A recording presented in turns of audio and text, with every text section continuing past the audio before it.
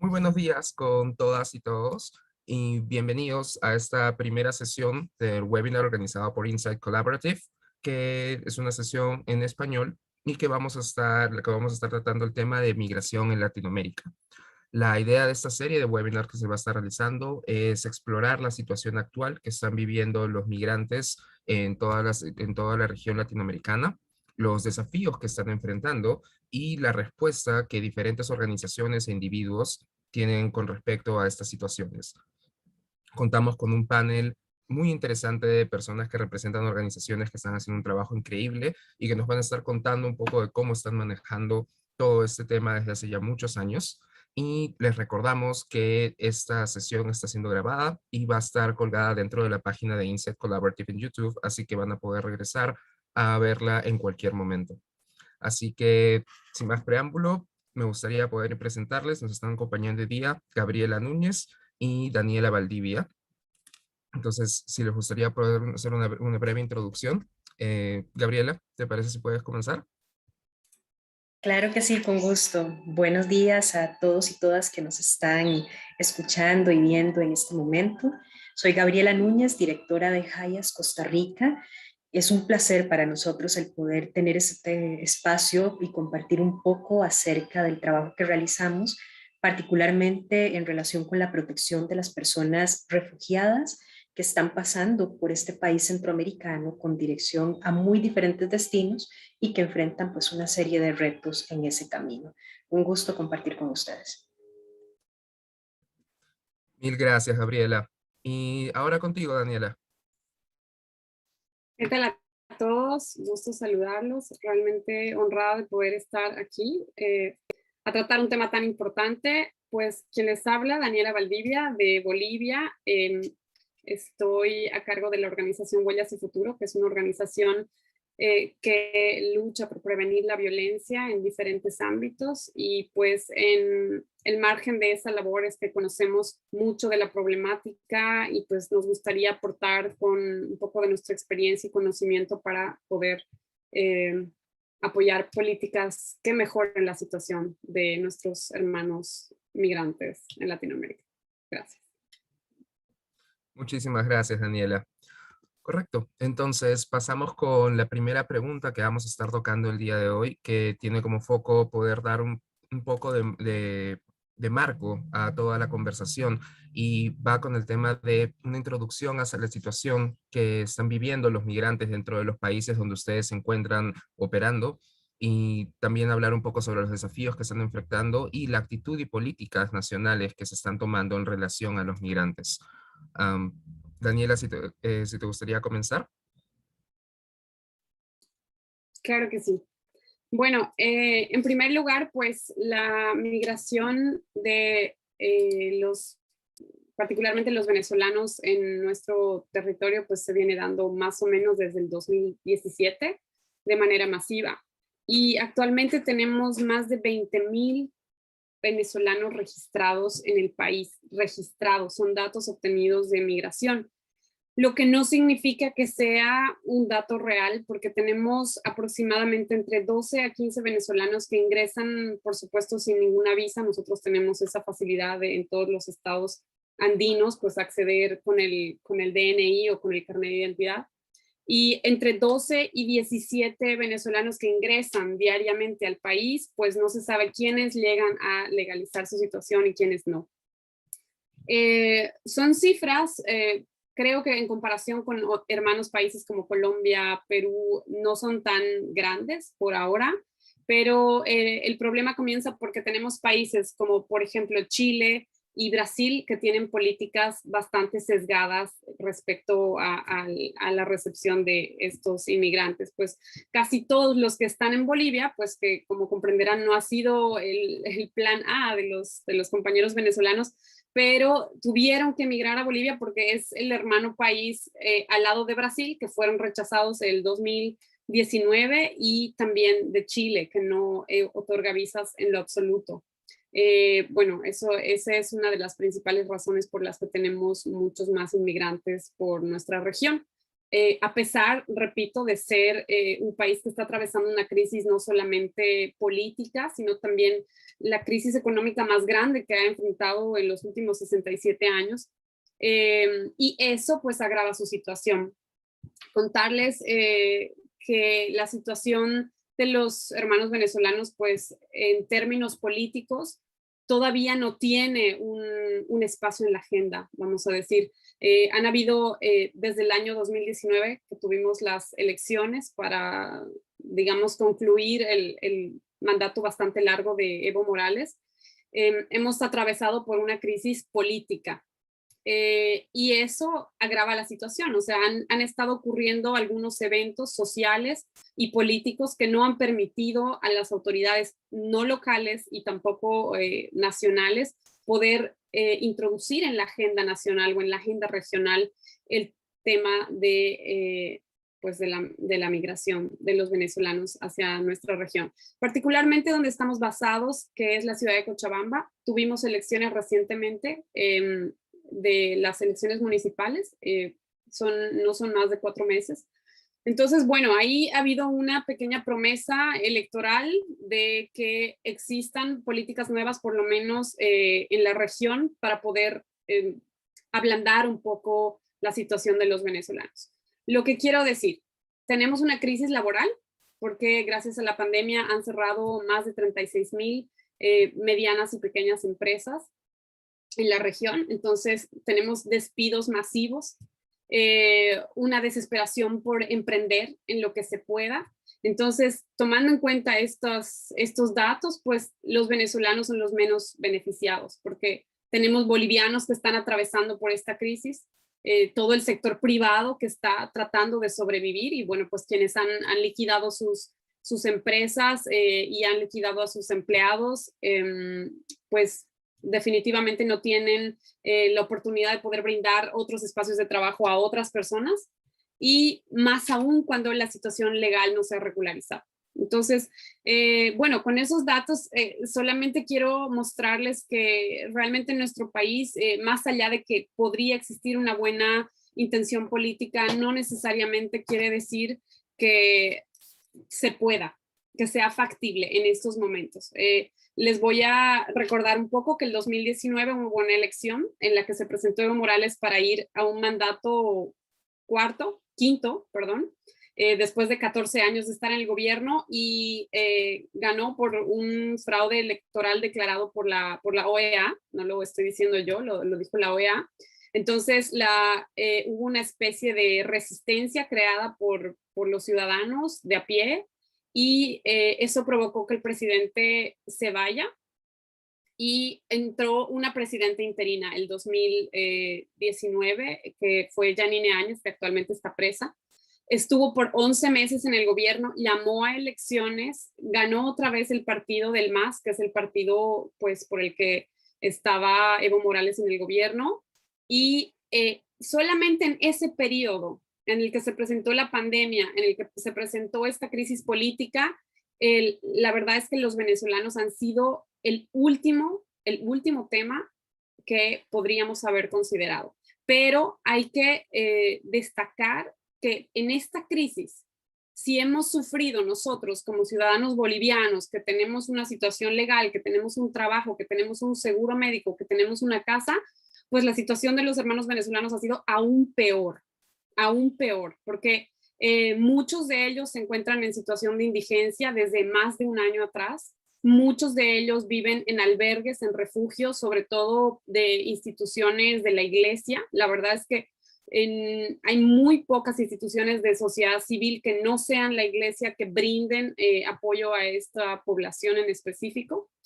Y pues ese es el panorama, Juanjo, para que a partir de ello podamos seguir conversando en las siguientes preguntas. No, muchísimas gracias por esa información, Daniela. Realmente nos va a ayudar mucho, nos ayuda mucho a tener un panorama, como dices, mucho más claro sobre cómo está la situación dentro de Bolivia. Y ahora sí, pasamos contigo, Gabriela, para poder escuchar un poco de tu lado. Claro, gracias. Yo les voy a hablar desde la perspectiva que Hayas ha tenido en el trabajo y atención de las personas refugiadas. Ese es el mandato que como organización realizamos desde hace ya más de 100 años en 16 países alrededor del mundo y con un reforzamiento muy grande en los últimos años en la región latinoamericana. Precisamente esta crisis que Daniela muy bien resaltaba con la situación en Venezuela es una de las situaciones que preocupa a la organización como tal, puesto que en el continente americano pues es una de las que genera mayor cantidad de desplazamientos de personas de interés hacia diferentes partes del continente. Si ubicamos a Costa Rica en el mapa, históricamente se podrá ver que estos flujos constantes de personas que vienen de sur al norte del continente pasan sí o sí por la región de América Central. Y Costa Rica viene a ser uno de los países que por su estabilidad política y democrática desde ya hace muchísimas décadas llama la atención para muchas de estas personas, no solamente para realizar un tránsito, sino también para permanecer en el territorio. Costa Rica es signatario de la Convención para la Definición del Estatuto de las Personas Refugiadas, que data de 1951, en el marco de las Naciones Unidas, y posteriores reglamentos han permitido también que Costa Rica haya generado institucionalmente un marco de protección legal para las personas que solicitan refugio en el país.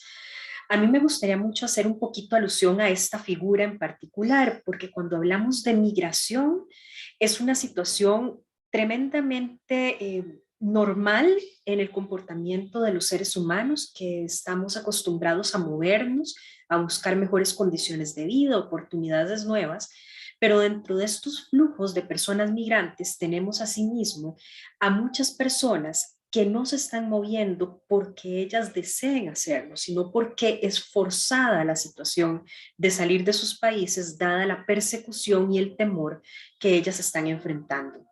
Y lo más complejo de esto es que en sus países no cuentan con la protección de vida que requieren.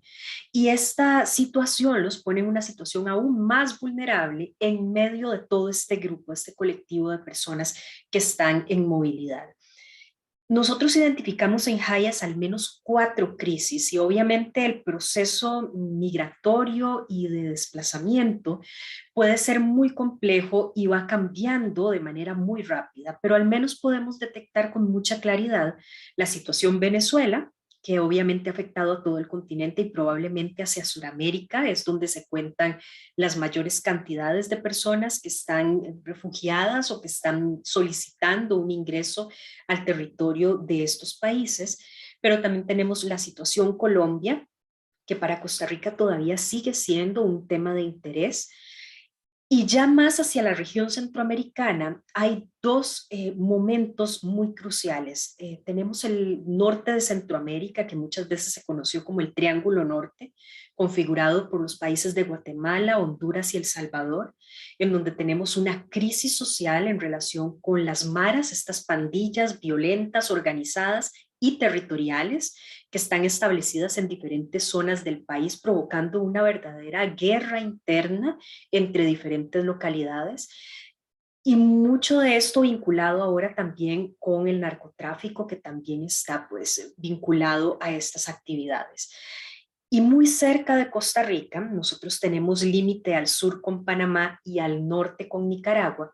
Y la situación en Nicaragua es una permanente y que se está convirtiendo en un factor de extremo interés en estas últimas semanas, puesto que el 7 de noviembre se realizarán elecciones presidenciales en el país y pues ya ustedes seguramente a través de los diferentes medios se han dado cuenta de que el régimen de Ortega pues está buscando todas las maneras de perpetuarse en el poder mediante el encarcelamiento o la determinación de casa por cárcel de muchos de los candidatos y candidatas a la presidencia en un proceso que claramente pues ya indica tener unos vicios que están provocando que muchas personas que se han manifestado como opositoras al régimen estén en este momento tomando la decisión de salir.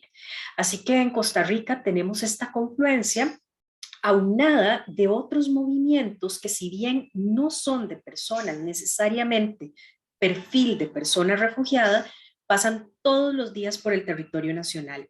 Personas extrarregionales procedentes de Asia, de África, un amplio grupo de personas haitianas que están saliendo del país desde el 2010 de manera muy constante y que las diferentes crisis políticas, pero también todas estas situaciones a veces de eventos naturales, terremotos y situaciones que empeoran su calidad de vida en el país, hace que se tengan que movilizar.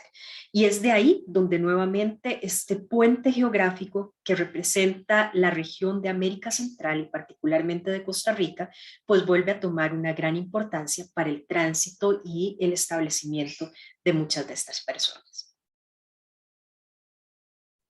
Muchísimas gracias por esa información, Gabriela. Realmente es muy interesante y al igual que como hizo Daniela, nos sirve para poder tener esta imagen mucho más clara de cómo está la situación por la zona de Costa Rica y más también por la zona de Centroamérica.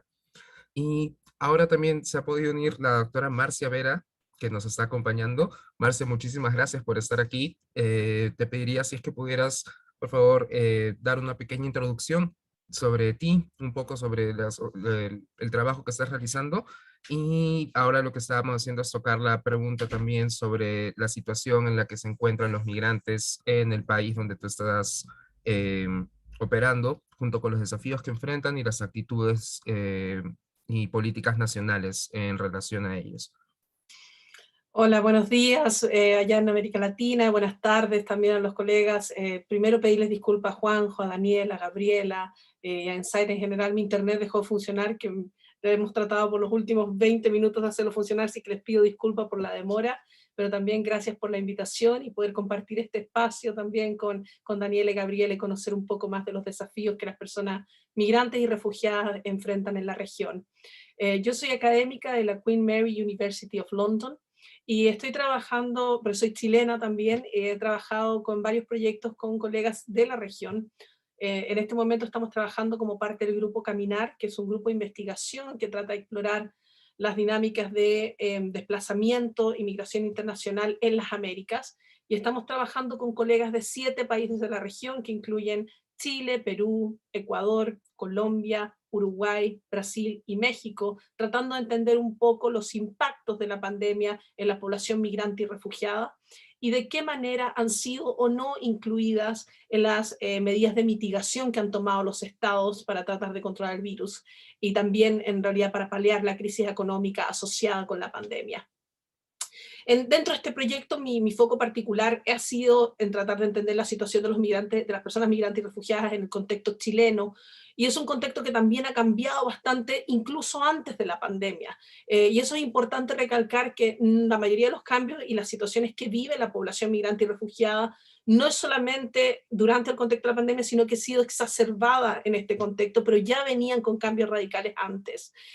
La población migrante en Chile ha variado. Chile es un país de migración, y si bien durante los 60, 70 tuvimos una migración, una diáspora que salió debido a la dictadura militar, también ha sido un país de recepción, ¿no? Teníamos mucha migración intrarregional y ha aumentado considerablemente en los últimos años, y eso yo creo que es el mayor fenómeno. O sea, ha pasado de la población migrante, creció de un 1.3% en el 2002 a un 4.4% de la población total en el 2007, a casi un 8% de la total de la población al final del 2019, alcanzando casi un 1.5 millones de personas migrantes en el país. Ahí destacar que los principales grupos de personas migrantes y refugiadas en Chile vienen de Venezuela, de Perú, de Haití, de Colombia y de Bolivia. Esos son los principales grupos. La recepción también ha variado con el aumento de la población migrante, que ha tenido mucha más visibilidad también en el país. Han aumentado algunas acciones xenófobas y racistas, y eso yo creo que ha caracterizado la recepción de la población migrante y refugiada, pero también ellos han sido muy activos, y yo creo que hay que destacar el rol que han tenido estas comunidades para organizarse también, no solamente para poder mantener vivas sus tradiciones y su identidad y cultura, pero también para pelear por los derechos de las personas migrantes y refugiadas de manera tal que han promovido acciones de inclusión y cohesión social. Y me parece que eso es súper importante destacar, que las mismas poblaciones migrantes se han juntado en Chile, hay más de 140 grupos de personas migrantes, hay también coordinadores nacionales que agrupan a distintos grupos de migrantes, y ellos han sido clave antes y durante la pandemia. También han tenido un rol muy clave en el proceso nacional, porque ustedes pueden saber, Chile está viviendo un proceso constituyente y las personas migrantes han querido ser parte de esa construcción del Chile que queremos para el futuro. En cuanto a las percepciones, han sido variadas.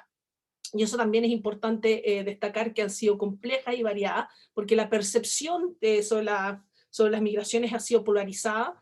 En 2018, por ejemplo, una encuesta de Ipsos decía que el 53% de los chilenos estaba de acuerdo que la migración era beneficiosa para el país, pero también había un 43% que la veía como dañina para Chile.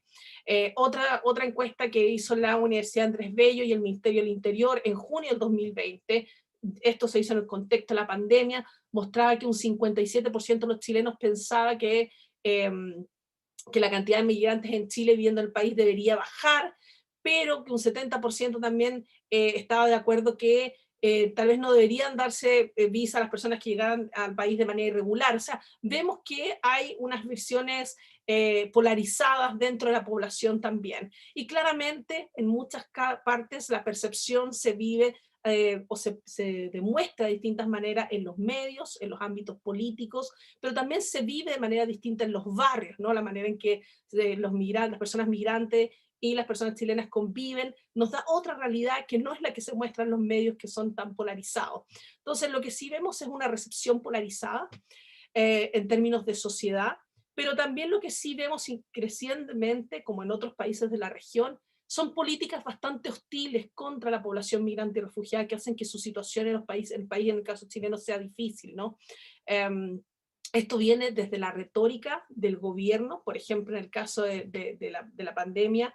Al principio de la pandemia, uno de los ministros, también el mismo presidente, salieron con discursos públicos tratando de asociar el contagio con la población migrante, cuando bien sabemos que el virus llegó a Chile a través de una persona chilena que estaba de vacaciones en Asia, pero se trató de hacer esa conexión de pensar que los migrantes son los vectores de la transmisión del COVID-19, cuando sabemos que no es así. Y eso fue muy dañino, ha sido muy dañino para la percepción de las personas migrantes.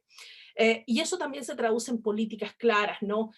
Durante la pandemia se discutió la última legislación, que es la nueva Ley de Migración y Extranjería. En el contexto chileno no teníamos un marco normativo vigente que haya sido desarrollado en democracia, sino que teníamos un decreto de ley que viene del proceso de la dictadura militar, y esa es la Ley de Migración y Extranjería que teníamos. Entonces se discute una nueva ley, pero se discute en el contexto de pandemia, lo que reduce los espacios de participación y discusión de esa ley. Y eso nos parece que también es dañino en términos de cómo podemos fomentar la cohesión social y la inclusión de las personas migrantes y refugiadas. Juan José, que estoy contando muchos temas y porfa, párenme en cualquier momento, pero solamente para responder a tu pregunta, sí tenemos un escenario migratorio muy dinámico en el contexto chileno, con una recepción muy polarizada. Y a pesar de que hay un ambiente muy hostil desde el Estado, ¿no? y en las políticas gubernamentales, creo que hay que destacar aquí el esfuerzo de la sociedad civil para poder incluir a la población migrante y refugiada, pero sobre todo de las mismas organizaciones migrantes que han hecho un trabajo importante y a pulso para poder fomentar la inclusión y la cohesión social. Oh, muchísimas gracias, Marcia, y no te preocupes, realmente ha sido información altamente interesante y tanto conmigo como con el resto de los panelistas que nos están acompañando el día de hoy también se siente muy cercano a la realidad que nosotros hemos visto y el trabajo que se estaba realizando como un tema. Esto es algo que sucede en general, toda Latinoamérica, y así es como lo estamos viendo. Y con esta información que nos han brindado, creo que estamos muy bien encaminados para poder llegar hacia la segunda pregunta que se estaba tocando, que va directamente relacionada en base a la experiencia que ustedes tienen y a todo el trabajo que han estado realizando y todo lo que han visto ya durante los múltiples años que llevan trabajando en este sector. ¿Cuáles creen que serían los cambios que deberían estar sucediendo dentro de los países donde ustedes se encuentran operando para que se pueda mejorar la situación en la que se encuentran actualmente los migrantes? Daniela, si te gustaría tomar la posta.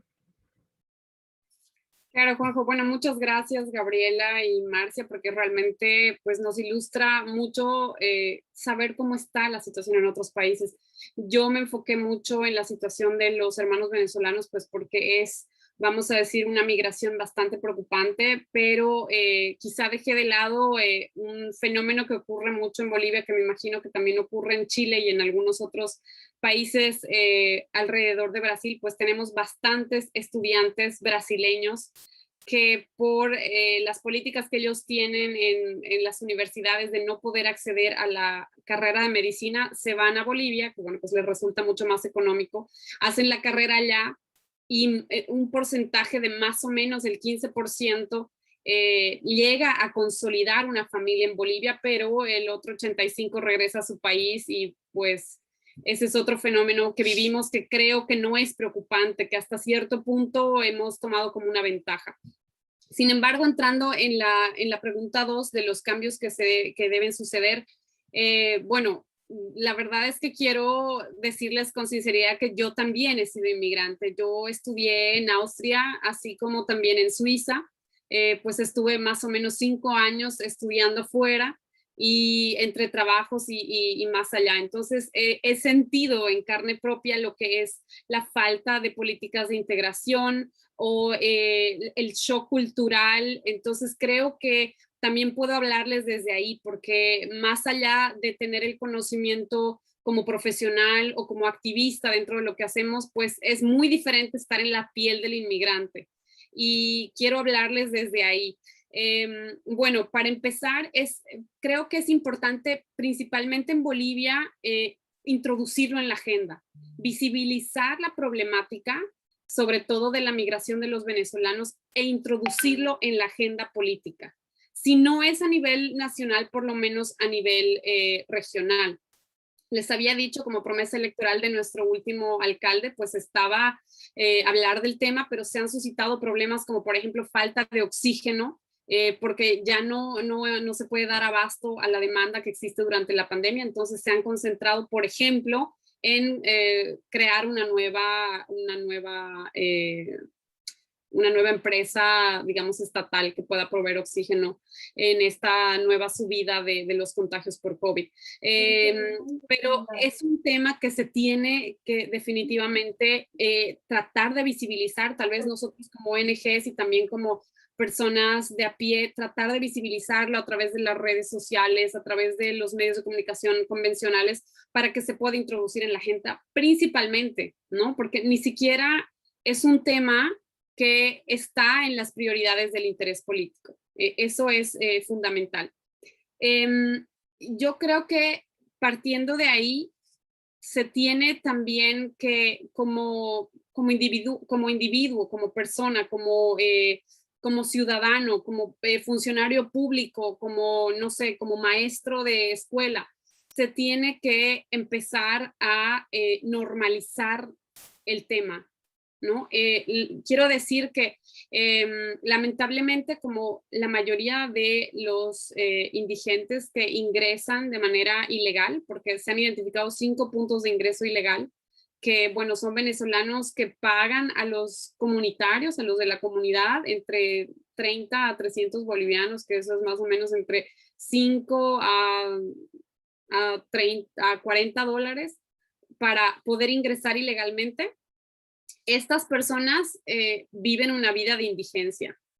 Son personas en situación de calle o viven en albergues y o se paran en las esquinas de los semáforos, en las avenidas principales, con sus niños a cuestas, tratando de exhibir su vulnerabilidad para recibir algo.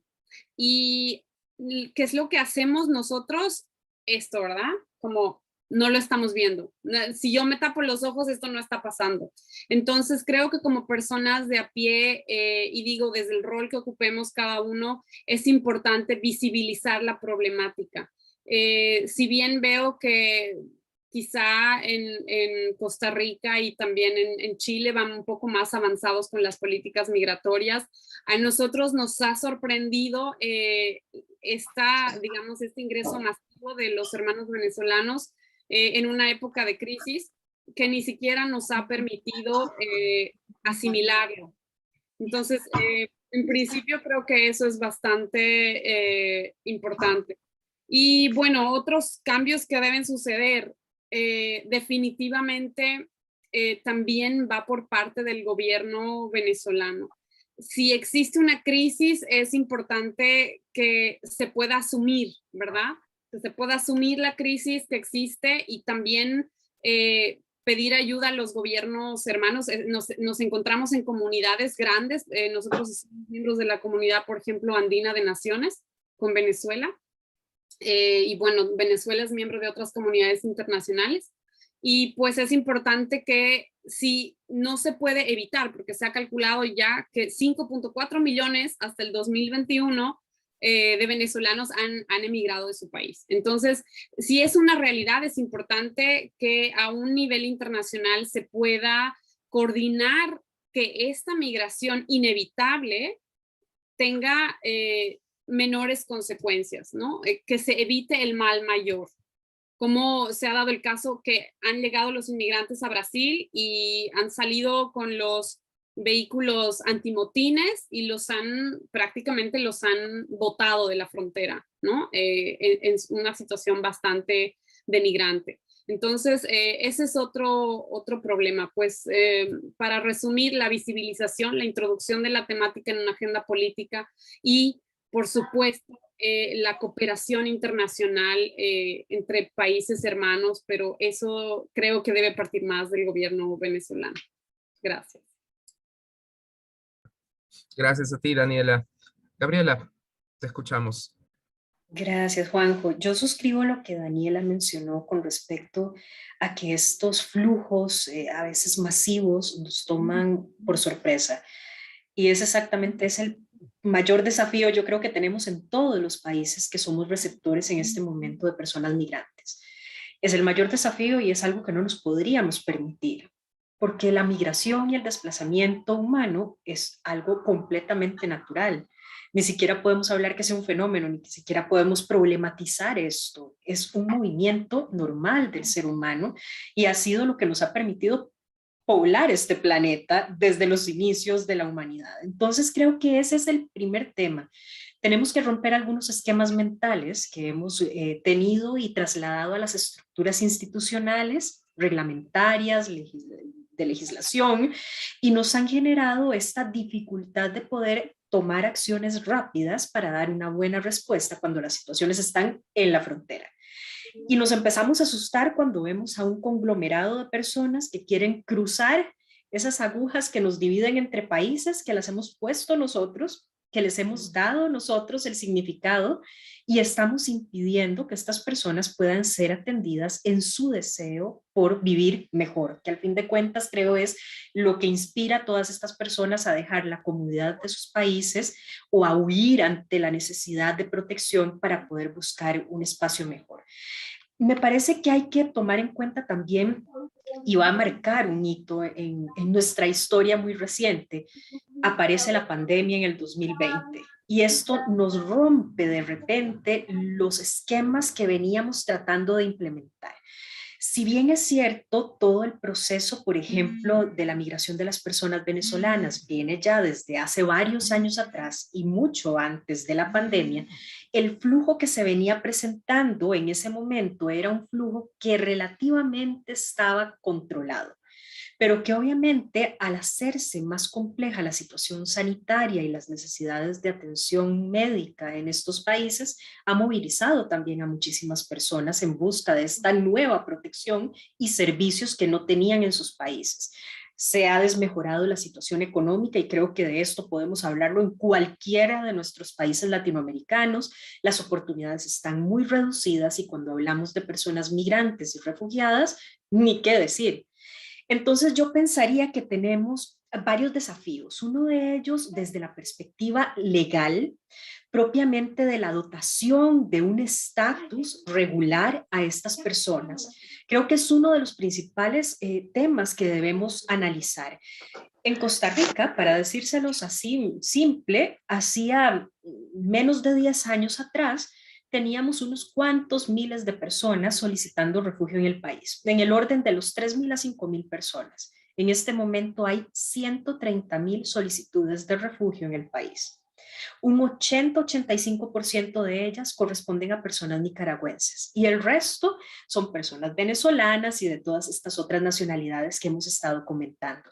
Y esas son las que llegan a formalizar su solicitud de refugio, porque quedan muchísimas que además vienen de una situación muy compleja y es las restricciones y la represión que vivieron en sus países de origen.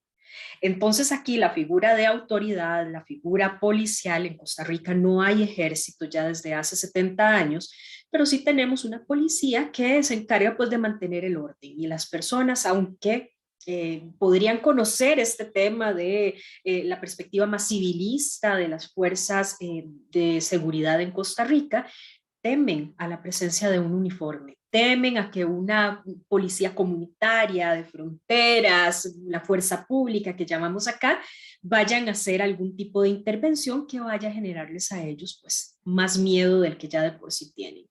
Entonces yo creo que el tema del acceso a información legal cierta, fidedigna, real, y no de pasar un poco la información, ¿verdad? Que a veces eso se da mucho y seguramente las compañeras lo podrán también ver en sus países. Va ese boca a boca, ¿verdad? De mi vecino, le quitaron el chiquito, le amenazaron a mi esposo, le hicieron tal cosa, lo desaparecieron. Eso se mueve con una facilidad más grande y mucho más rápido que las redes sociales.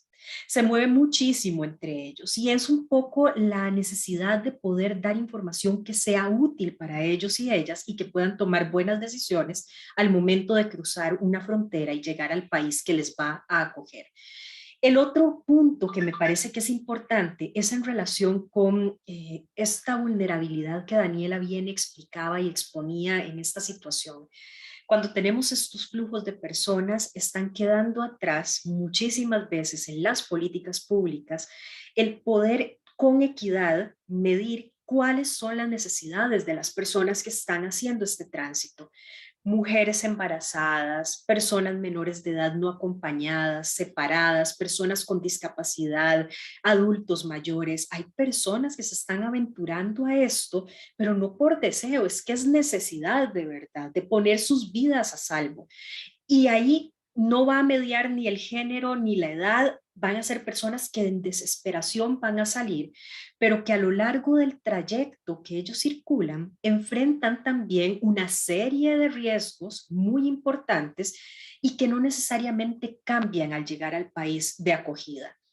En Costa Rica yo sí les puedo comentar que aunque no podamos decir que esto sea algo generalizado, pues el acceso a los derechos de estas personas, y nosotros fundamentalmente centramos en los derechos a la salud, la educación, el trabajo, pues son derechos garantizados por la Constitución a todos los habitantes de la República y también debido al marco legal a las personas que tienen un estatus migratorio regularizado. Entonces, por ejemplo, tanto que se ha hablado del asunto de las vacunas, en Costa Rica, las personas migrantes que tienen un documento de identificación pueden acceder a los centros de salud y recibir las dosis de la vacuna contra el COVID.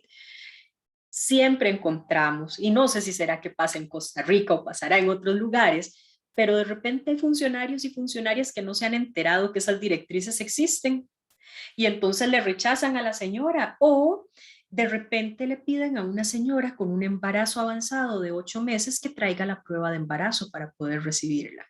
Cuando en Costa Rica, además, las mujeres embarazadas tienen acceso al seguro social sin tener que pagar por ello. O las personas menores de edad y hay que llevar entonces un acta de nacimiento para que me puedan ayudar.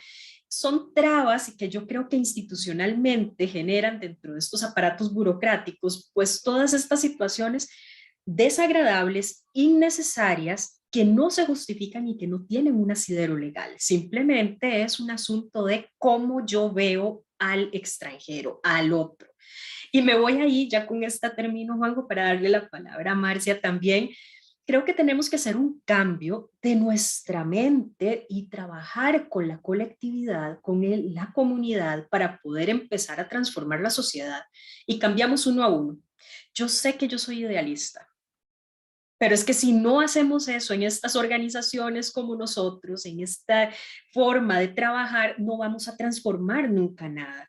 Y yo creo que hay que trabajar en el uno a uno, tanto poniéndose en los zapatos de estas personas, como sintiendo un poquito de la angustia, del dolor, de acercarnos a ellos, viéndoles como seres humanos. Yo creo que eso es lo más importante. El día en que logremos extirpar de nuestros discursos el tema del extranjero, del migrante, del diferente, del otro, y empecemos a ver al ser humano que se vio obligado a salir de un país porque otros seres humanos le llevan a hacerlo, ese día yo creo que humanizaremos las cosas, volveremos a poner el enfoque de que tanto se habla del enfoque basado en la persona, que yo a veces sinceramente lo veo a nivel plenamente discursivo y para quedar bien. Cuando eso nos toque, cuando nuestras fibras lleguen a sentir el dolor de las personas que están cruzando el Darién. Yo llegué ayer, yo estoy desde San José, Costa Rica, es la capital. A 7 horas de donde yo estoy está la frontera con Panamá. Y el jueves pasado tuve la oportunidad de compartir con 13 personas venezolanas que acababan de pasar por esa espantosa travesía del Darién, con unas necesidades de atención psicosocial impresionantes, traumatizados de verdad de las historias que ellos han visto, nadie se las contó, las vivieron. Estas personas venían con 3 niños, una chiquita de apenas 1 año de edad, que con la sonrisa de esa chiquita yo creo que era lo que les inspiraba a ellos todos los días a dar otros pasos más para tratar de llegar a su destino, que en este momento pues lo que mencionan acá es llegar a México con la expectativa de poder ingresar a los Estados Unidos. Pero estar ahí, sentirlos, verlos que su vida transita junto con ellos en un maletín, en un bolso, eso es todo lo que tienen y se tienen entre ellos. Ese contacto, si fuéramos capaces de verlo sin amarillismo, sin miedo, sin el temor de a qué vienen ellos y de qué nos van a contagiar, sino más bien provocando que esta migración sea controlada, segura, con acceso a servicios para estas personas, creo que va a ser un cambio enorme y nos va a posicionar en una mejor situación para poder ver realmente cuáles son las necesidades y de qué manera desde nuestros países, como vecinos y vecinas de ellos, podemos contribuir a su integración también. Muchísimas gracias, Gabriela. Y Marcia, todo tuyo el micro. Gracias, Juanjo. Y no, agradecerle a Daniela y a Gabriela por sus palabras, porque es interesante cómo teniendo distintos contextos en Costa Rica, en Bolivia y en Chile, podemos también identificar tantas similitudes en relación a lo que necesitamos para movernos adelante y para poder fomentar la inclusión de las personas migrantes y refugiadas. Estoy de acuerdo con tantas las cosas que mis colegas dijeron, pero me gustaría destacar algunas. Yo creo que una de las cosas más importantes es también reconocer a las personas migrantes y refugiadas como sujetos de derechos más allá de la teoría, en la práctica, ¿no? Que podamos reconocer que ellos tienen acceso a derechos en los países de acogida y fomentar la regularización y el acceso a estos derechos. En el estudio que hemos hecho en estos 7 países de la región, hemos visto accesos e inequidades, porque hay distintas variaciones en los países. Por ejemplo, Uruguay y Brasil tienen un marco regulatorio que permite el acceso a las personas migrantes y refugiadas a los sistemas de salud, por ejemplo, educación, independiente del estatus regulatorio. En el caso chileno, hay un decreto que no está en la ley, pero hay un decreto que permite que las personas puedan acceder a la salud. Sin embargo, y aquí es muy importante lo que nos comentaba Gabriela en términos de la información que las personas en los servicios de salud tienen sobre ese acceso. Entonces, en muchos casos vemos que si las personas no están en una situación regular, si no tienen una identificación que muestre esa regularidad, no pueden acceder a estos servicios y derechos. Y es necesario que, independiente del estatus migratorio, las personas puedan acceder a la protección social ampliada, en términos de salud, en términos de educación, en términos de seguridad social. Me parece que eso es bastante importante. Y en otros países incluso hemos visto restricción.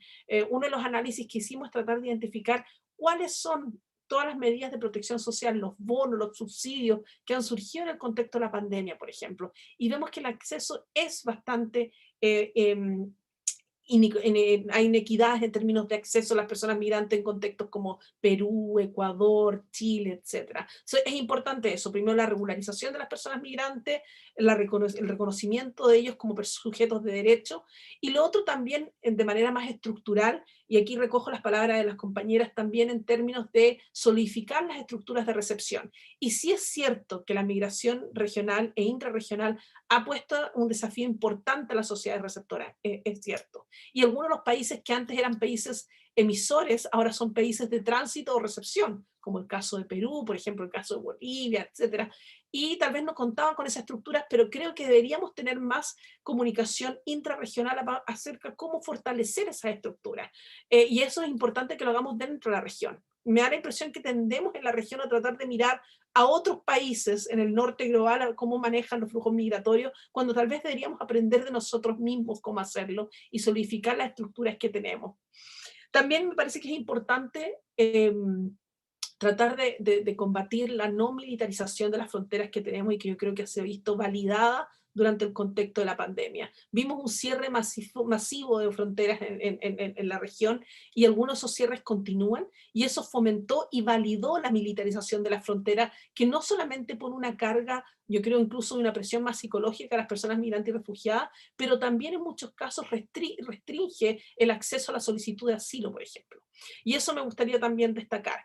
En la región tenemos en general algunos marcos regulatorios como la Declaración de Cartagena y el proceso de revisión cada 10 años, además como leyes nacionales que son muy avanzadas en términos de refugio y asilo, pero hemos visto, sobre todo con el desplazamiento venezolano, que no se han utilizado. O sea, la definición ampliada de Cartagena la ha utilizado por el momento solamente México y Brasil y no los otros países de la región. Entonces, si tenemos un marco regulatorio importante, hay que utilizarlo para poder regularizar a las personas migrantes y tratar de evitar, ¿no?, que se cierren estos espacios de protección y asilo. Parece que eso es algo que tenemos que defender en la región. Lo otro que también encuentro que es importante es cortar y combatir desde nuestros distintos espacios, desde la sociedad civil, desde la academia, todas estas campañas, ¿no?, de criminalización de la migración, que es importante entender, como nos comentaba Gabriel y también Daniela, cuáles son las necesidades, por qué la gente se ve la necesidad de movilizarse, y también entender que todos somos migrantes, ¿no?, que en algún momento, pues si incluso no nos hemos migrado, tenemos un familiar o nos va a tocar migrar en alguna ocasión de nuestra vida, y tal vez normalizar también que América Latina es una región en movimiento, lo hemos sido siempre. Entonces, tratar de normalizar también eso en términos de inclusión de las poblaciones migrantes y refugiadas. Y hay dos cosas que me gustaría también destacar aquí. Una es la colaboración, y yo creo que estos espacios son importantes, uno para conocer el trabajo que las organizaciones como las que trabajan Gabriela y Daniela y el apoyo que prestan a las comunidades migrantes y refugiadas, me parece que es muy importante y hay que visibilizar más ese trabajo. Y también colaboraciones más entre los distintos sectores, academia, sociedad civil, organizaciones lideradas por migrantes, y también que los estados y las organizaciones internacionales reconozcan aún más ese trabajo que se hace en terreno, ¿no? Me parece que el rol de la sociedad civil en América Latina es primordial, pero también es un trabajo muy demandante, ¿no? Las necesidades son inmensas en todos los países, pero también creo que hay que fomentar estos espacios de colaboración transnacional. ¿Qué es lo que podemos hacer a nivel regional para visibilizar la situación de las personas migrantes y refugiadas? ¿Cuáles son los espacios que podemos crear? La pandemia, una de las únicas cosas tal vez positivas que nos ha dado es este espacio de comunicarnos, ¿no?, a través de red, de fomentar estos espacios de diálogo. Y creo que estos espacios pueden ser de diálogo, pero también de acción, de crear arenas de acción en que podamos hacer no solo encuentros, pero me parece importante, por ejemplo, las declaraciones que se han puesto o las acciones que se han puesto en la Corte Interamericana de Derechos Humanos, y eso me parece que ha sido un esfuerzo regional, o los encuentros intrarregionales que se han hecho de la población migrante, la campaña de regularización ya. Me parece que todos esos son unos buenos ejemplos de algo que se puede seguir haciendo a nivel regional, pero también dentro de los países, para conocer la realidad de las personas migrantes y refugiadas en la región. Por ejemplo, que nos decía Daniela, escuchamos muy poco de la población migrante en Bolivia, y deberíamos tal vez saber más. Escuchamos un poco de la población migrante en Costa Rica, aunque hay, como nos contaba Gabriela, un número inmenso de personas solicitando asilo en este momento.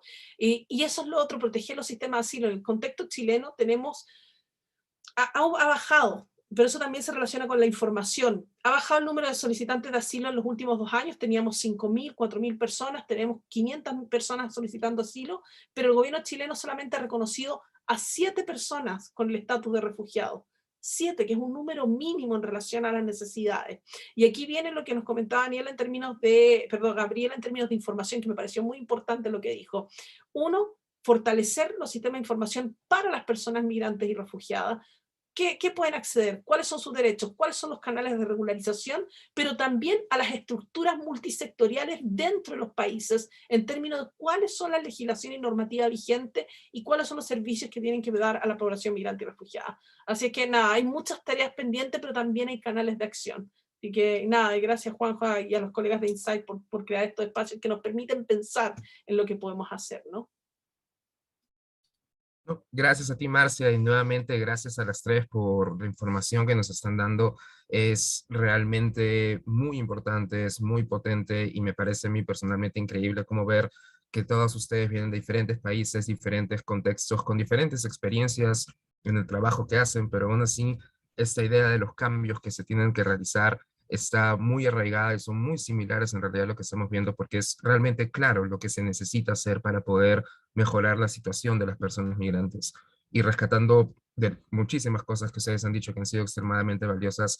Algo que me pareció personalmente muy importante es el tema de la visibilidad que se le tiene que dar a la situación, lo importante que realmente es abrir los ojos a lo que está sucediendo en forma personal cada uno de nosotros y recordar que antes de cualquier otro tema, antes de cualquier otro título que podamos tener, el factor común que tenemos todos es que todos somos seres humanos y por ende tenemos que tratarnos antes que nada como humanos primero y después trabajar en lo demás. Entonces, con esto llegamos para la última pregunta acá del webinar, que es un tema que de cierta forma se ha estado conversando un poco dentro de las últimas respuestas que nos han estado dando y que va directamente relacionada a lo que como Daniela estaba comentando, las personas de a pie, el ciudadano común, alguien que no esté relacionado con una ONG, una empresa, una organización que trabaje directamente con las poblaciones migrantes. ¿Cómo podría una persona de este tipo ayudar y mejorar la condición en la que se encuentran los migrantes? Daniela, te dejo el micro. Gracias, Juanjo. Bueno, realmente es un poco motivador o esperanzador escuchar que hay un poco más avance en Costa Rica, tanto como en Chile, pero creo que definitivamente nos falta mucho por recorrer en lo que son políticas migratorias para poder ablandar un poco la situación en nuestro continente. Pues respecto a la pregunta de cómo podemos las personas como individuos, personas que no estamos relacionadas con ONGs, en la anterior pregunta mencionaba mucho de el introducir este tema en agenda, porque me hubiera encantado darles una respuesta como, bueno, es importante que el país pues establezca políticas laborales para que se pueda incluir laboralmente, pero estamos bastante lejos de eso. Entonces quise ser bastante honesta en decirles que no hay ese acercamiento aún, por eso es que es importante introducirlo en la agenda política para que se pueda tener políticas públicas en esa dirección. Sin embargo, creo que siendo nuestro país, y creo que no estamos muy alejados de la realidad de otros países latinoamericanos, siendo un país en el que, bueno, el emprendimiento informal es uno de los motores de la economía, por lo menos de la economía, de las economías locales. Vamos a decir, la gente que tiene pequeñísimos emprendimientos, microemprendimientos, que tiene un food truck, que tiene una tienda, que tiene un pequeño micromercado, que tiene un restaurante. Estamos hablando de estas economías pequeñas que se manejan en nuestro país de una manera, vamos a decir, hasta cierto punto informal. Estas personas tienen la posibilidad de abrir nichos laborales para los venezolanos. Pero quiero contarles por qué todavía hay reparos en nuestra población y se los quiero contar porque no sé qué va primero. Estoy ahora en un dilema de el huevo o la gallina, de primero humanizamos un poco a nuestras poblaciones para tener una mejor receptividad hacia los venezolanos o generamos primero las políticas públicas. La verdad es que, y me gustaría escuchar sus opiniones porque definitivamente Bolivia no es el paraíso al que uno quiere emigrar. Definitivamente, más aún con lo que pues les había anticipado, esta crisis económica, la más grande en los últimos 67 años, y la crisis política que se ha presentado desde el 2019 hasta ahora. Sumado a eso, la pandemia. Siendo que ya Bolivia no es un país que tiene condiciones para recibir masivamente a hermanos inmigrantes, y pues ustedes lo han dicho, en Chile hay bastantes bolivianos, en Costa Rica también, ya sea en tránsito o que están buscando una mejor vida por allá. Y eso genera aún más problema para nuestros hermanos venezolanos para poder integrarse, ¿verdad? Entonces, lamentablemente, movidos por esta necesidad, yo estoy bastante de acuerdo, y pues es un tema que no podemos negar. Ellos salen por necesidad de su país, llegan a nuestro país en el que no hay condiciones que mejoren su calidad de vida y se dedican a actos de criminalidad. Ustedes lo pueden ver en el Google, pueden buscarlo. Hemos tenido casos y casos y casos durante la pandemia de asaltos en domicilios privados de venezolanos armados. Hemos tenido casos de personas que han logrado tener un trabajo en alguna casa o en alguna empresa y acabaron robando todo. Y bandas completas de digamos, grupos vandálicos que roban coches, que roban casas, están compuestos en su mayoría por personas venezolanas. Entonces, eso ha creado un estigma, lamentablemente, ha creado un estigma en el que el venezolano, bueno, le tengo miedo, ¿no? Primero, el que está ahí en el semáforo, no le voy a dar dinero porque seguro que está en el grupo que también asaltaron el otro día, ¿sabes? Y no le puedo dar trabajo porque me va a robar todo. Entonces, yo creo que es importante, les digo, estoy en esa problemática, no sé por dónde empezamos. Humanizamos primero, creamos primero las políticas, porque tenemos una población bastante susceptible en este momento, después de todo lo que ha pasado, en el momento en el que se levanta la ciudadanía, la sociedad civil en una resistencia legítima contra el gobierno ante el fraude, pues se han identificado a muchos ciudadanos venezolanos armados como pequeñas milicias, obviamente financiados por el gobierno de Evo Morales en su momento. Entonces, existe esa pequeña resistencia todavía. Entonces, pienso que es muy importante que tenemos nosotros la oportunidad como personas individuales, emprendedores, de abrir estos espacios laborales para ellos, ya sea, saben, estos trabajos con baja calificación como meseros, bueno, pues personas que están trabajando en el área de seguridad, limpieza, todos estos trabajos que no requieren una calificación, pero que son dignos y que te pueden dar un salario digno, mucho mejor que estar mendigando en las calles. Sin embargo, existe este problema por los índices de criminalidad que han presentado por sobre todo ciudadanos venezolanos.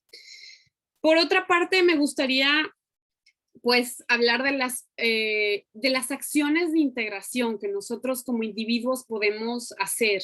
Yo les dije, he vivido en carne propia la situación de inmigrante en Suiza y en Austria, bueno, pues en países donde la mentalidad es bastante fría, ¿no?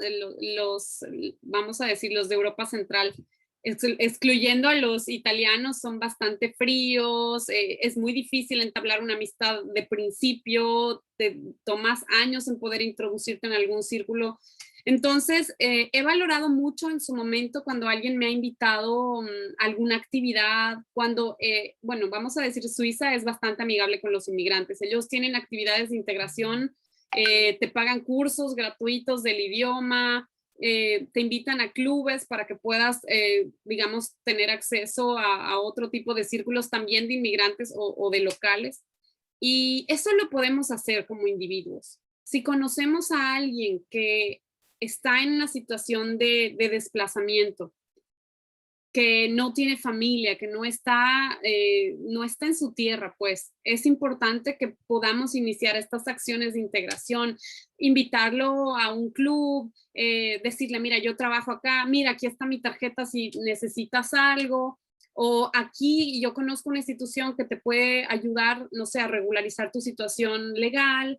Y esas acciones de integración deberían ser parte también de una campaña masiva en redes sociales y en medios de comunicación convencional, porque como personas no es difícil hacerlo, no estamos lejos de poder lograrlo, ¿no? Por ejemplo, yo soy abogada y bueno, necesitas sacar un carnet de identidad. Claro, mira, aquí tienes mi tarjeta y pues te ayudo. O conozco a esta persona o esta institución que brinda este servicio en particular que te puede servir. Esas acciones de integración las podemos hacer todos, ¿verdad? Incluso solo el hecho de poder decir, hay un comedor popular en este lugar o puedes ir a dormir a este lugar. Pero como decía Gabriela, haciendo eco de sus palabras, tenemos que perder el miedo y poder integrar al hermano o a la hermana venezolana, estoy hablando de la región, de nuestra región de Bolivia, poder integrarlos a nuestra sociedad, a nuestro país, de alguna u otra manera, sean ilegales o sean legales. A mí no me gusta usar esa palabra, para mí todos los seres humanos son legales, no hay por qué calificarlos o descalificarlos de esa manera, pero personas que tienen regularizada su situación migratoria o no, deberíamos poder lograrlo. Eso nos va a ayudar a quitar el estigma de, como ustedes, como lo decía Marcia, por ejemplo, de, los inmigrantes son los que han traído el virus. Y esa es una forma de estigmatizar, como connotarlo negativamente. Nosotros tendríamos que empezar a quitar ese estigma a los migrantes.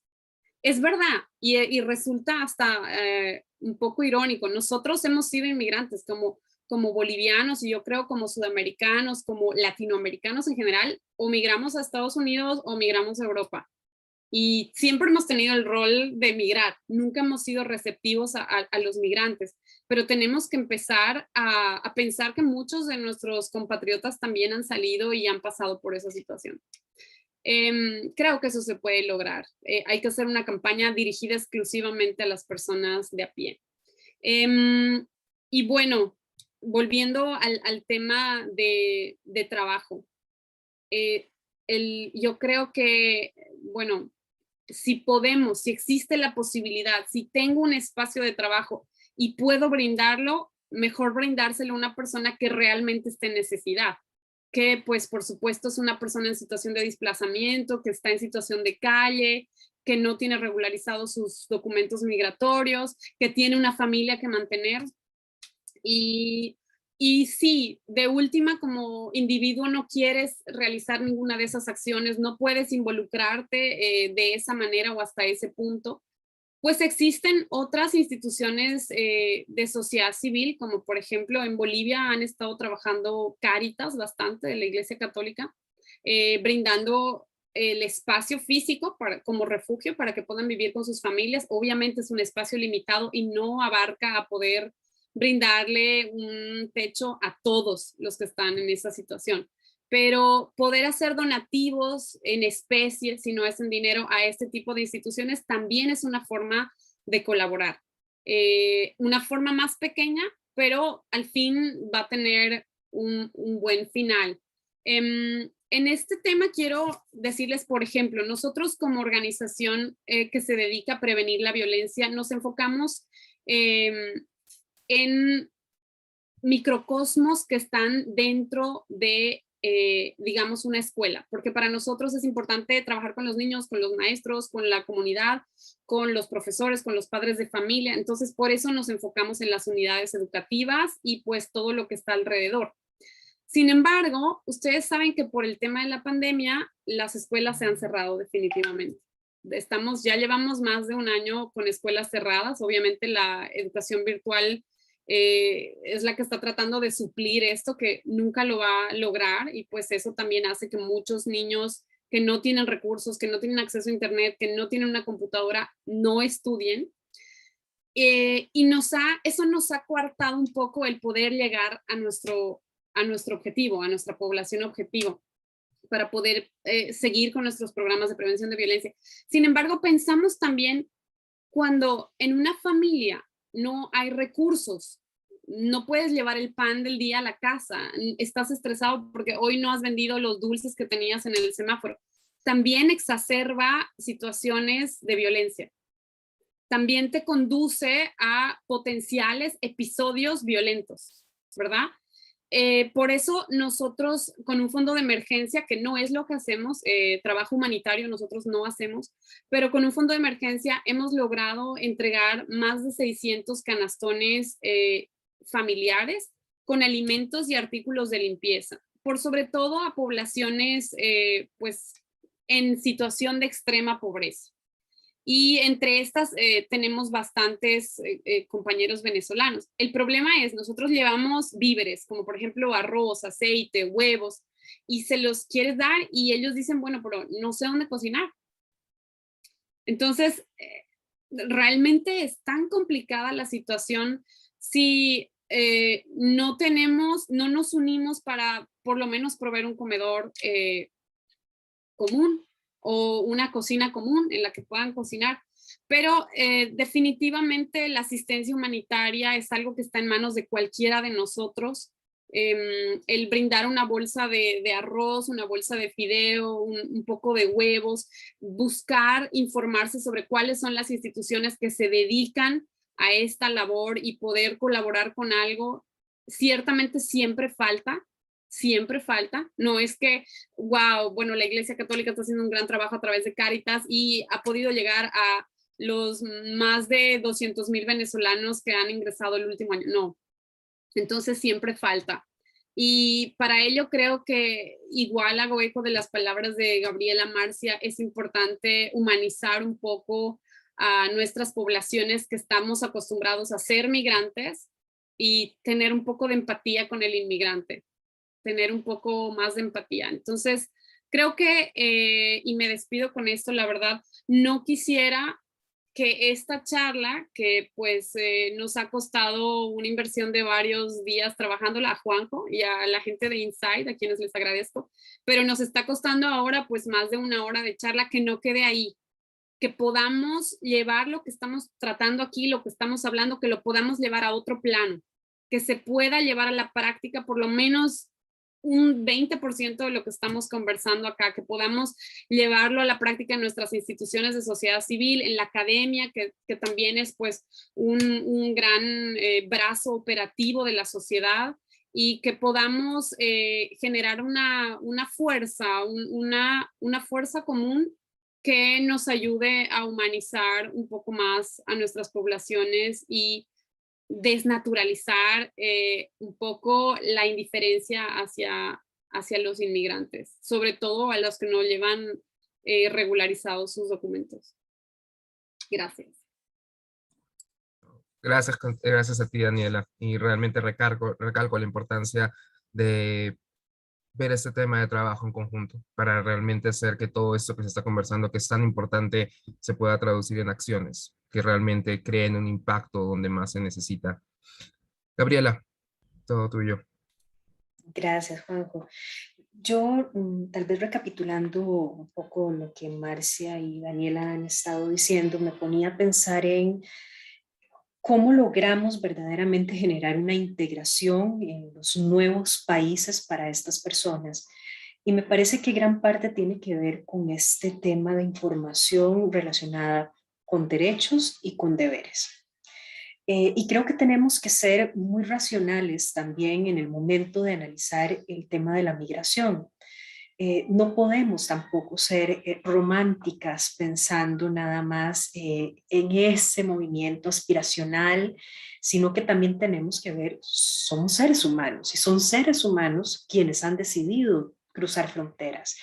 Y por tanto, dice por ahí un dicho, de todo hay en la viña del Señor.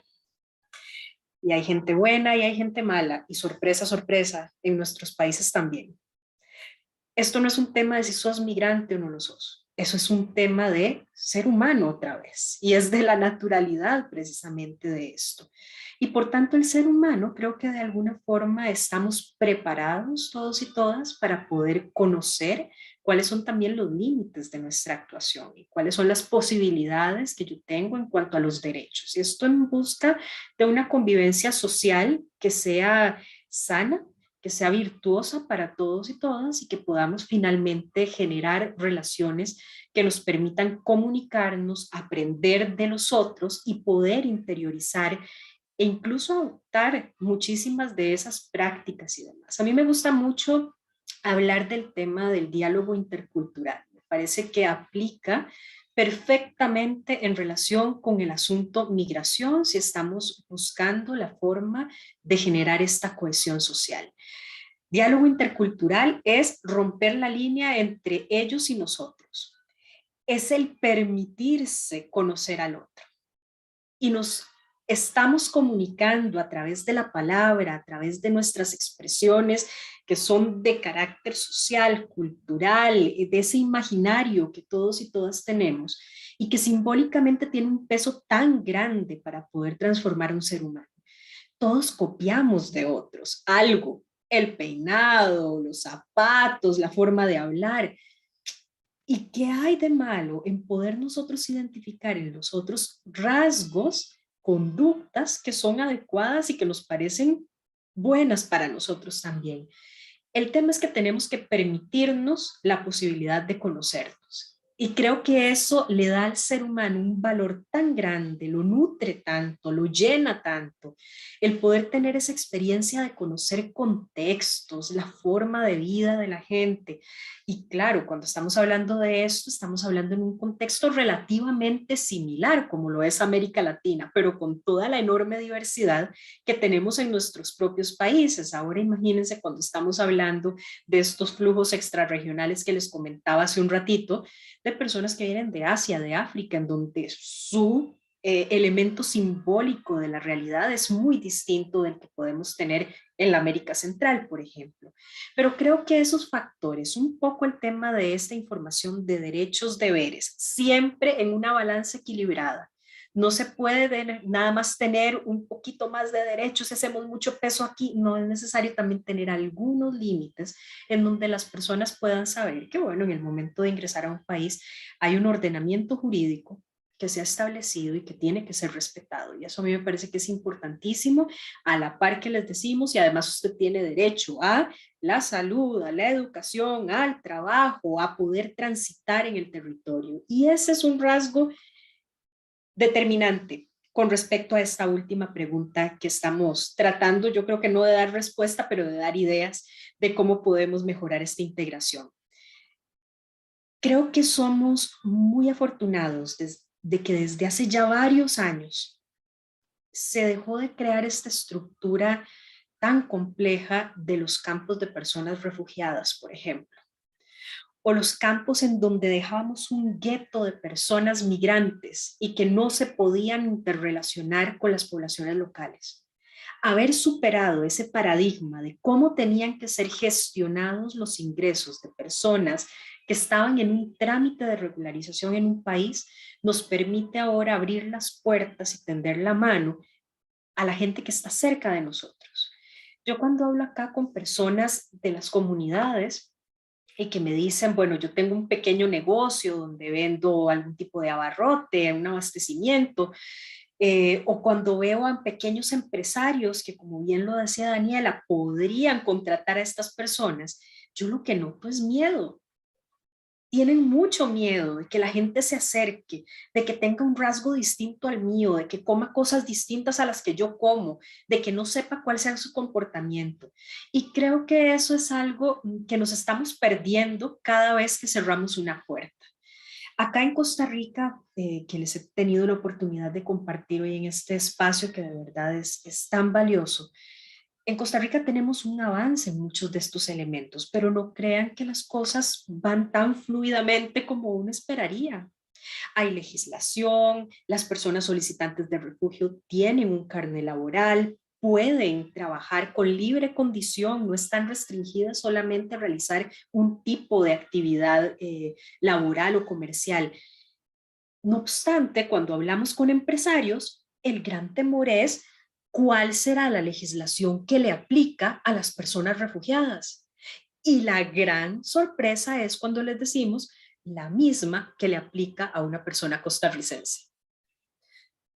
Y esto es algo increíble, es impresionante porque cuando nosotros lo vemos y las personas nos preguntan esto como empleadores, decimos qué extraño, en qué momento se creyó que por el hecho de ser una persona extranjera tiene reglas distintas para garantizar su derecho al trabajo o tiene reglas distintas para garantizar su acceso a los servicios de salud.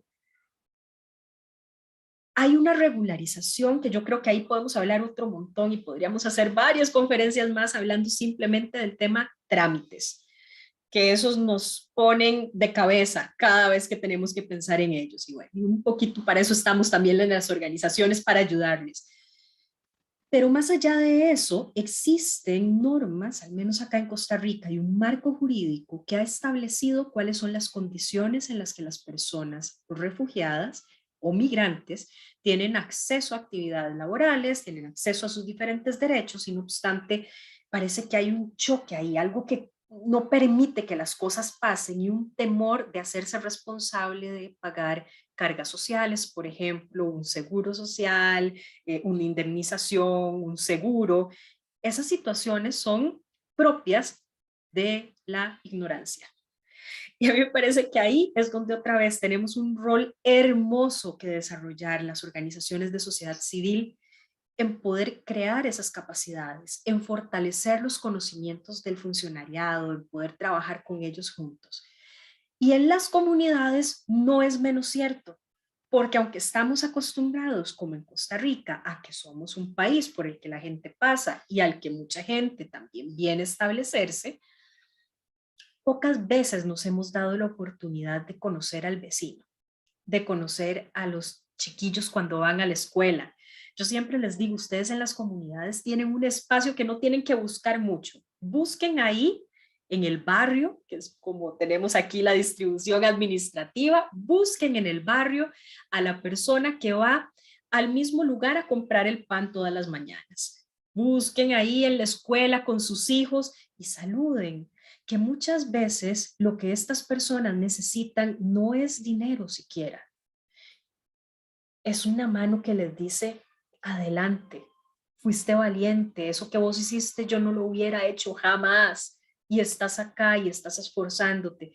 Esas palabras de aliento, el escuchar a alguien cuando necesita comentar la situación que vivió, su experiencia, que esa persona se libera, logra sacar algunas lágrimas producto de toda esa represión, eso sana, la palabra sana. Y yo creo que es necesario dar también esa oportunidad de poner un oído muy atento a las palabras que estas personas nos tienen que decir. Y poco a poco, en medio de toda la diversidad que tenemos, que es una maravilla, es un tesoro que tenemos como humanidad, el ser tan distintos, tan diversos, el poder entendernos en medio de todo eso y encontrar los puntos que nos hacen de común acuerdo llegar a querer un mejor espacio para poder trabajar, para poder estudiar, para poder convivir. Las políticas públicas definitivamente refuerzan esto, pero el cambio es social. Yo estoy convencida de que cambiamos en el uno a uno y luego las políticas van reflejando un poco esa dinámica. Son paralelas, deberían ir en el mejor de los sentidos de manera muy conjunta, pero definitivamente nada que venga impuesto de arriba hacia abajo va a tener durabilidad en el tiempo. Y no va a llegar al alma como si llega el hecho de poder decirle a alguien, estoy acá y si necesitas algo yo voy a estar también disponible. Listo, Juanjo, muchas gracias. No, gracias a ti, Gabriela, y realmente inspirador lo que dices porque tienes razón. La palabra sana, la conversación nos humaniza y en base a eso podemos construir muchísimas cosas increíbles y muy necesarias ahora para la situación que se está viviendo en toda Latinoamérica y en el mundo en general. Marcia, el micro es tuyo.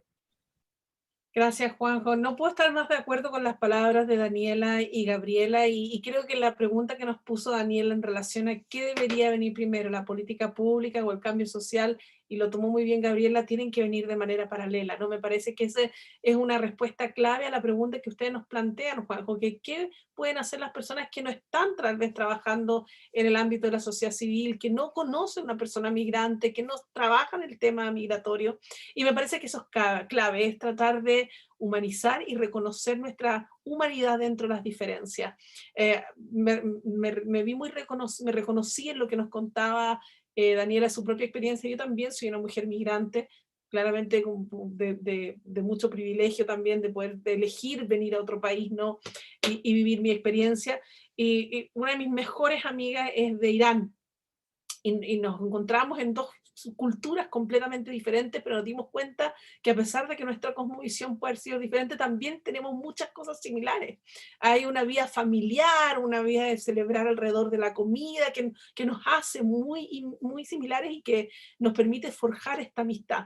Y me parece que eso es algo también importante, que las personas que tal vez no trabajan el tema migratorio o que no conocen a una persona migrante, es tratar de romper esas barreras, ¿no? Esas barreras que nos ponemos sociales y hablar con el otro, de reconocer que la otredad y la diversidad nos hacen más fuertes, nos hacen más humanos. Y yo creo que eso es clave. Uno, conversar con una persona migrante. Si hay preguntas de su vida, invítela a comer a su casa, juntémonos a conversar, y me parece que eso pasa, como nos contaba Gabriela, y esto pasa en el contexto chileno también, en los barrios, los vecindarios. Nuestros barrios son multiculturales, nuestros barrios son de diversidad, todos tenemos situaciones y vidas diferentes, así que tratar de establecer esa vida como de barrial y comunal me parece que es muy importante para poder integrar e incluir a las personas migrantes y refugiadas. Y lo otro, fomentar este diálogo intercultural que me parece que está pasando a nivel de escuela, ¿no?